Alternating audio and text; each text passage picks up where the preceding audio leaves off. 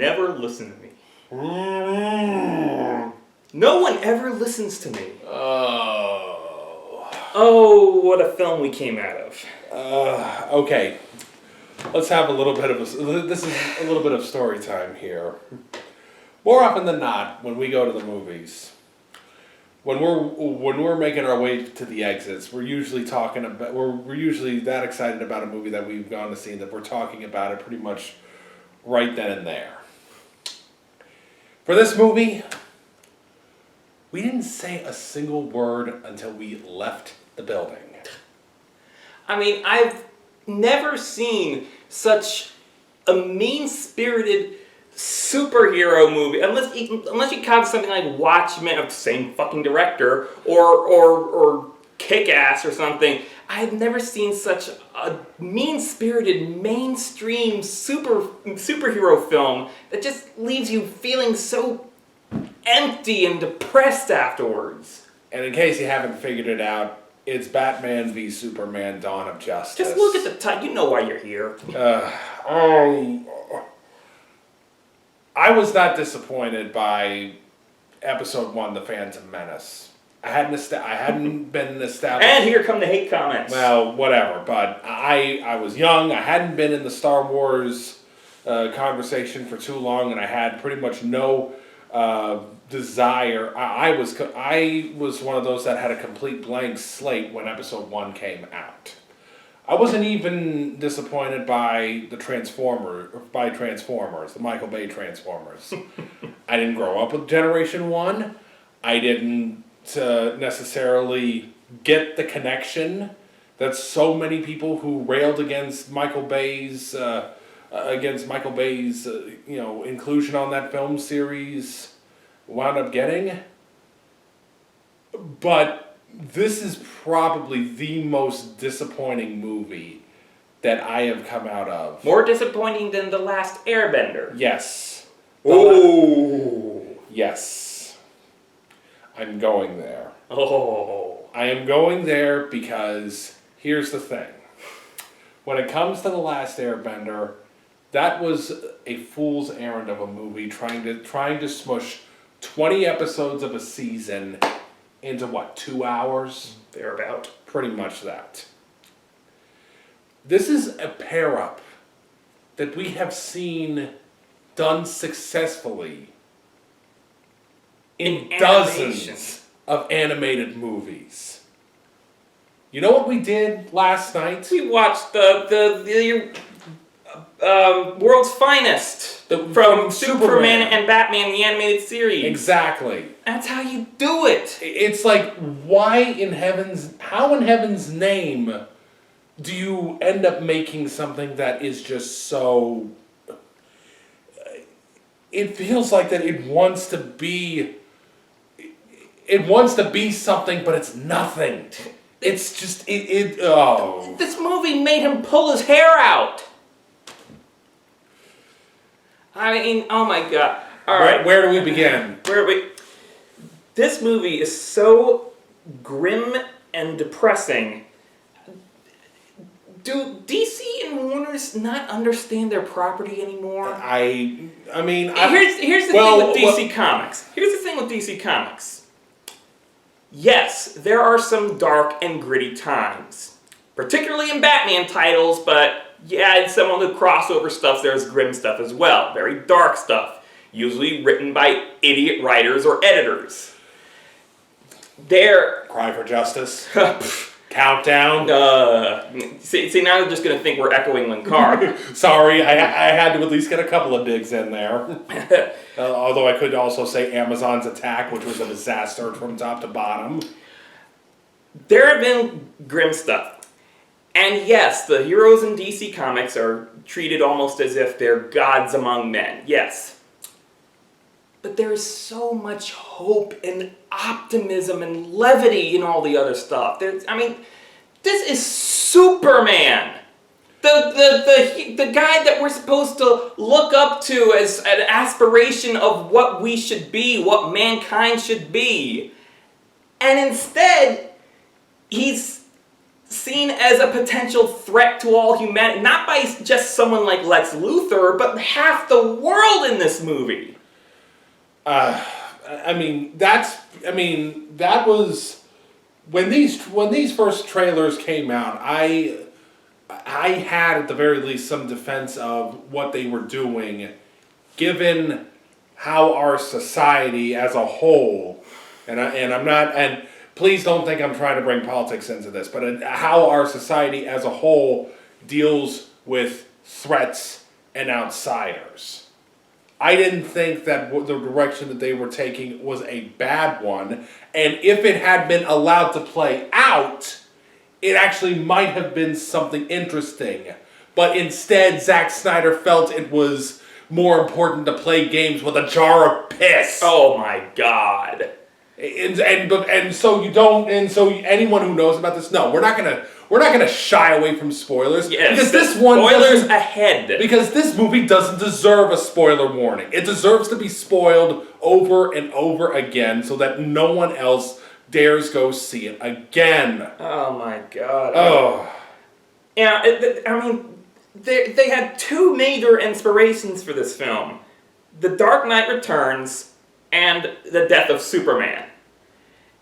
And that just brings me back to 1989 Batman, and I'm not knocking 1989 Batman. I like the film. The Tim Burton Batman. Yeah, I've gotten into arguments with people over this. I like the film. I just don't think it's an accurate representation of what Batman represents.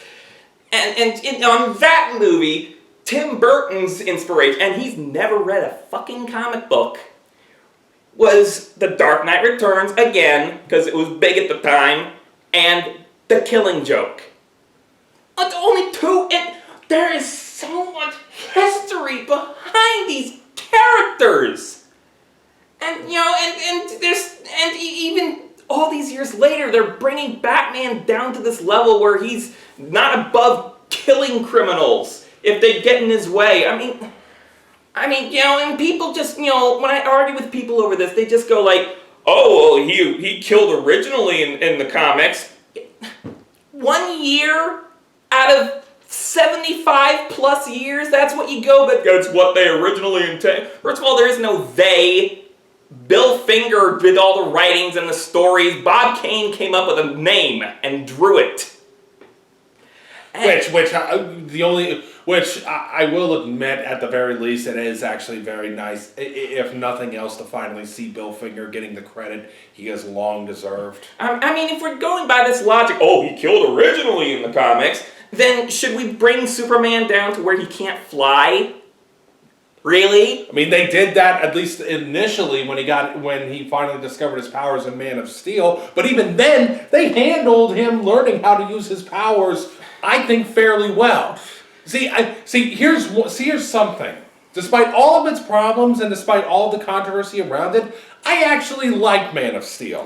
I think that there were some problems with it, but I certainly didn't hate it as much as some. So I went into this movie at least willing to give it the benefit of the doubt. And unfortunately, Zack Snyder and David Goyer have officially, lost any kind of credibility that they have with me. And I think that goes especially for Zack Snyder, because if it's true that that this whole thing cost $400 million to make, which that rumor has been flying around, how the hell is Warner Brothers going to make that money back? In my opinion, with this disaster, they're better off pulling the plug after Wonder Woman. No, unfortunately, I don't think that they're going to do that. Christ. I know, but something that could... here's the thing, though. Money talks. Money talks when it comes to this thing.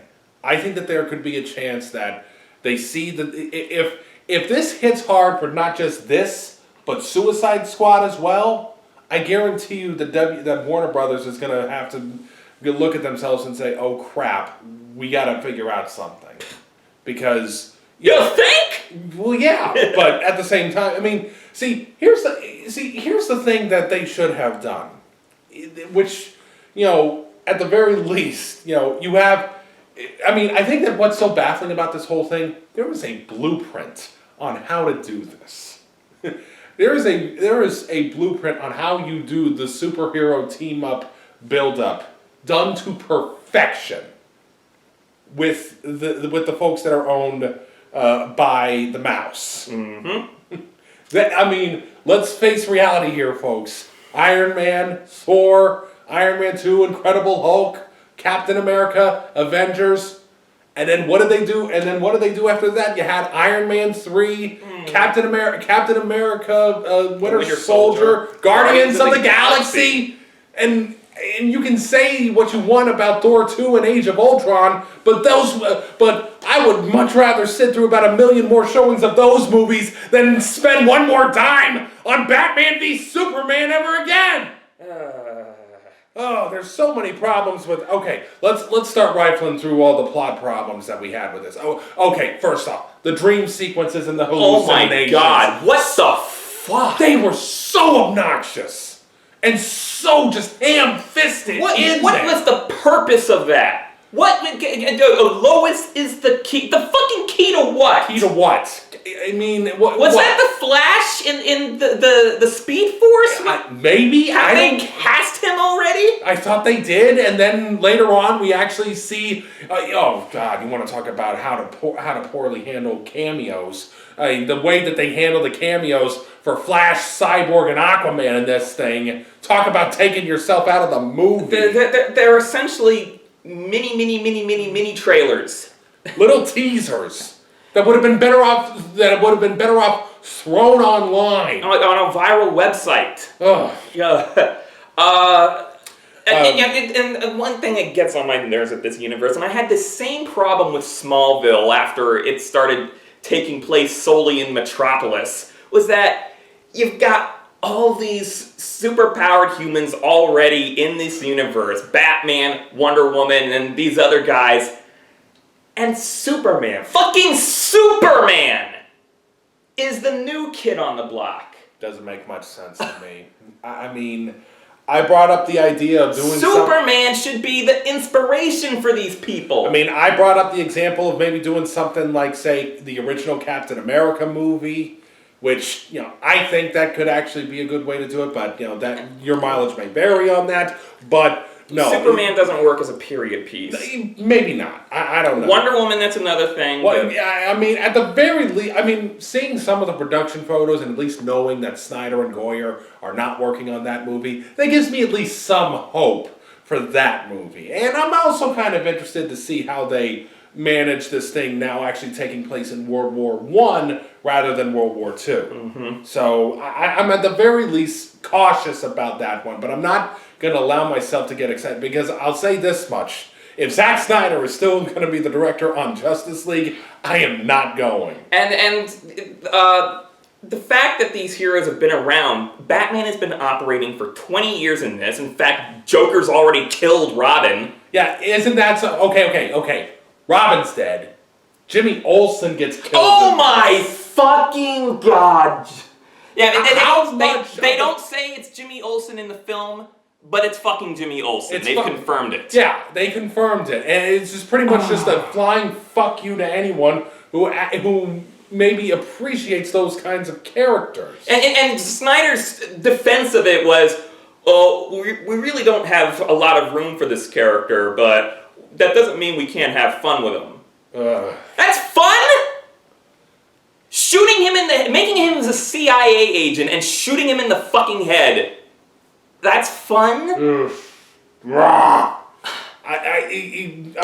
It's like DC and Warner Brothers just hates all the memorable stuff about these characters. And to make people knock on Robin all the time, but Robin is essential to Batman. It's Batman and Robin like it's Sherlock Holmes and Watson, Robin Hood and Little John. You don't separate the two like that. Yeah, you can separate them, but you don't just shove a character to the sideline like that. The fact of the matter is that we've only had one real major on-screen version of Robin. It was the Joel Schumacher version, played by Chris O'Donnell. Not great. Not so bad in Batman Forever, but completely But then again, in Batman and Robin, there's but great.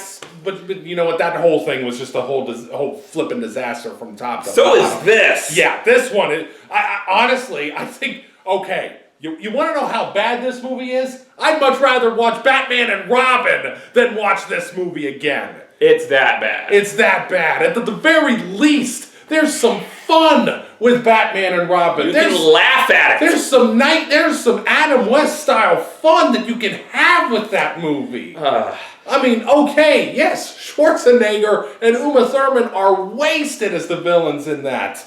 George Clooney, you know, God help him, he's a great actor, but he's just given nothing to work with. Back on topic. Oh. You know, Batman's been operating for 20 years in this. Wonder Woman has been operating for like 100 years in this. Well, okay, maybe not necessarily 100 years, because Close to.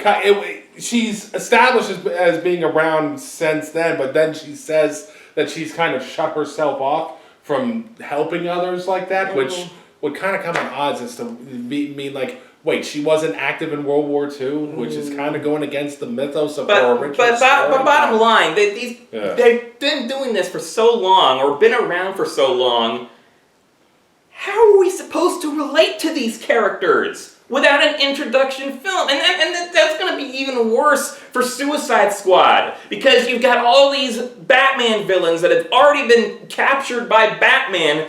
How the fuck are you going to relate to them? I mean, what? They're expecting those of us that watched the animated series to relate to these kinds of people?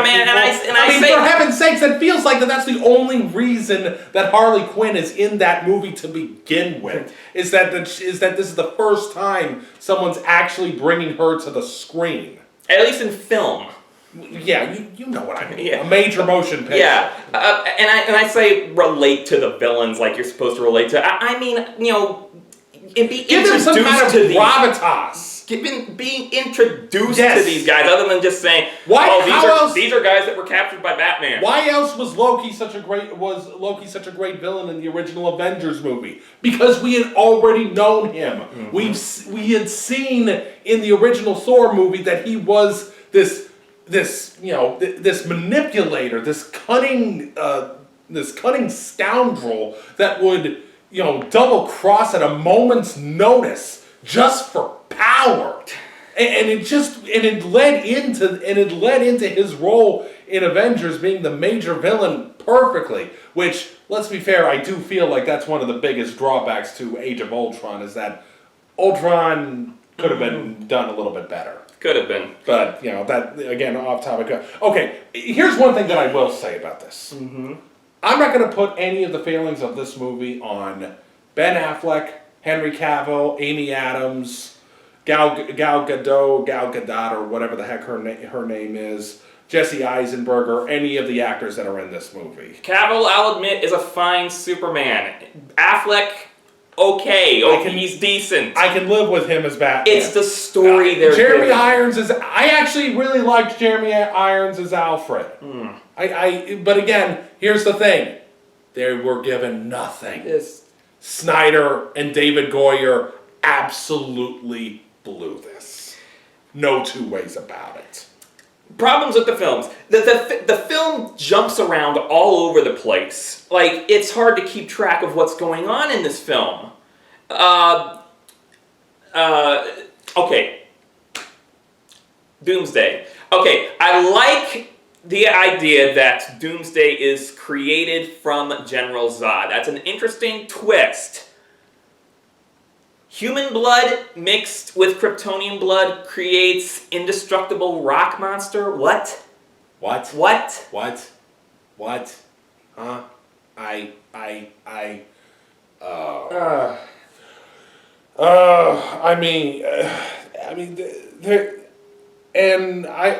I feel as though that I want to put this more on Warner Brothers, and I want to put this more on Snyder and David Goyer, more so than I want to put this anyone on the comics side, because they had the announcement of the DC Rebirth today, kind of trying to do another product, Probably yesterday by the time product this goes up. another product relaunch, basically kind of after the New 52. I've seen a lot of the promo art for all that, and a lot of it, I will say, when I saw it, I was basically saying, you know what, I think this has a chance. I think that there's at the very least a chance that some of this stuff is actually going to go over a lot better than the New 52. I mean, Dan Didio, for all of his failings that he's had as the head man in charge of DC Comics, I will give him at least this much credit. He is dropping the prices of all DC books down to $2.99. So at the very least, there's a low bar of entry for cost when it comes to getting into DC. So I'm willing to give him at least the benefit of the doubt there, even though he really doesn't deserve it. But looking at some of the projects that they've got lined up, I have to say, I think that the comic side might actually work out. The movie side of this, Dan, you better get on their case and say, guys, what the hell happened here? Because if this is how the DC extended universe, or whatever the hell they're calling it, if this is reflective of the kind of movies that we're gonna get, why would I want to watch that when I can go across the hallway and watch watch a movie starring Steve Rogers, who's already established, including Tony Stark, who's already fully established, basically in a big fist fight with one another, a super soldier against a man wearing a titanium suit, and have that be about 100 times more compelling than this. And people are probably just going to call us Marvel fanboys. It's not about fanboyism. No, it's not. It's not. And I've already seen someone already post about that on Facebook, saying that the negativity towards Batman v Superman is because of Marvel/Disney fanboyism. No. It's not about that. It's about quality and understanding and respecting the source material. And they just completely didn't do that here. Look, I got no problem if maybe you want to shuffle some things around, try some different things with it, but at the very least, respect the source material. There's a reason that these characters are ingrained in our popular culture have been ingrained in our popular culture for almost a century now. There's a reason behind that, and it's not because these guys are the Over a century? I said almost a century. Almost a century. Oh, sorry. I said almost a century. Almost a century.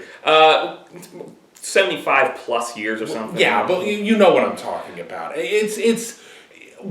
Why can't there be that kind of level of respect? Because you're chasing after the same audience that almost tanked your entire industry back in the 90s?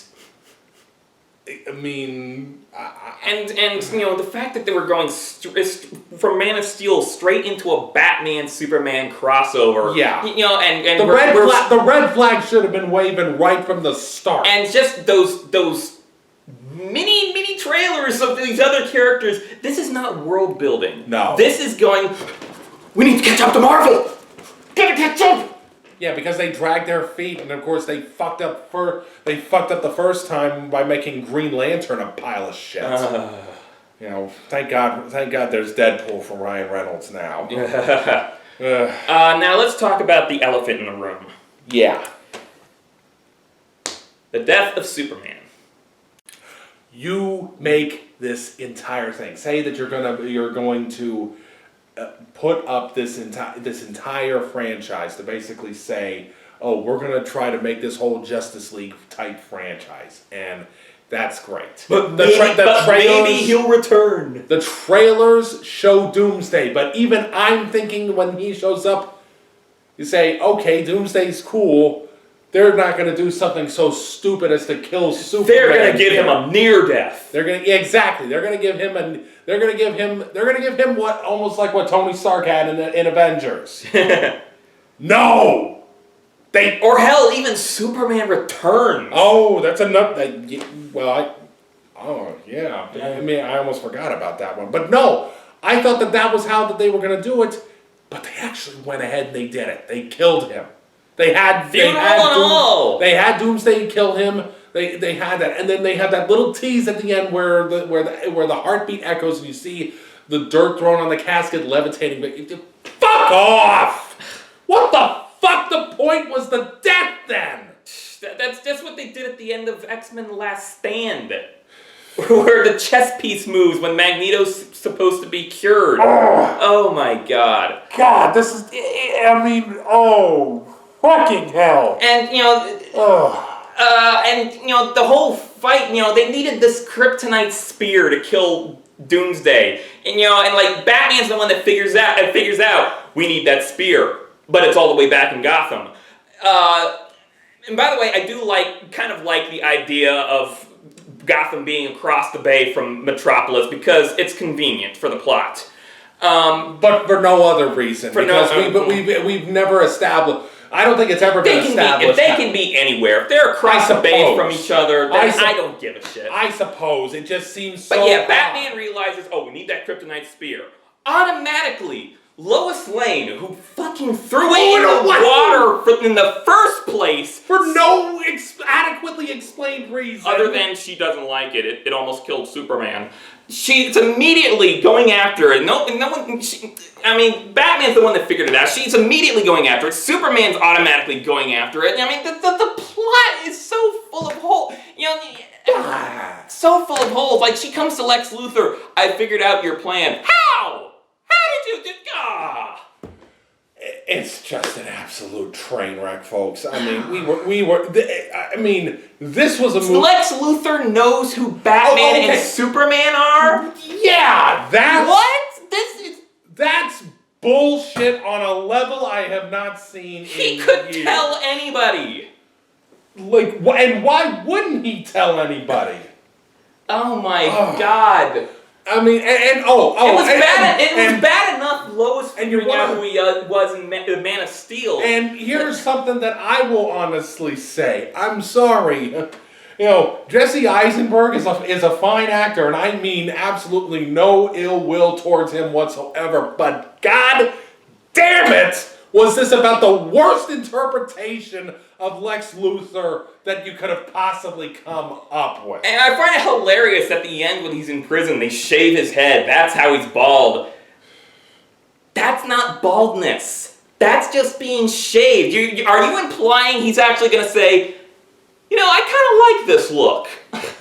Or just keep it as sort of a reminder of his failure, I suppose. Oh my God. But it just doesn't even make any... That's just a reminder that, Lex Luthor is supposed to be bald. Yeah, pretty much.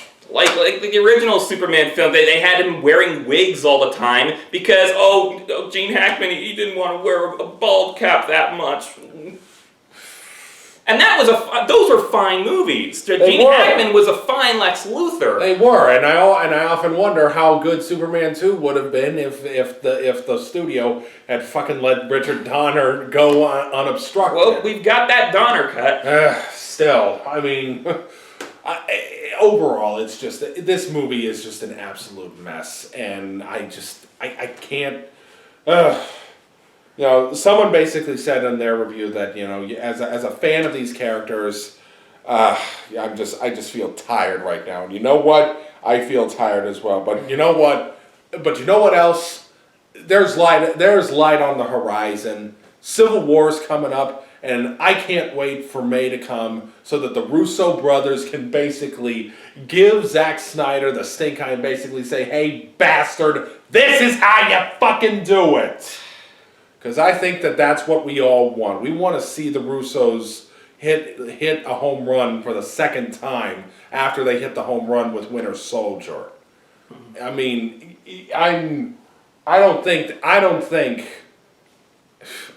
now, all I got to say is the people who are working on Suicide Squad have got to be sweating bullets over this. And I'm going to be there's no question about it that this movie is going to do well for the first week.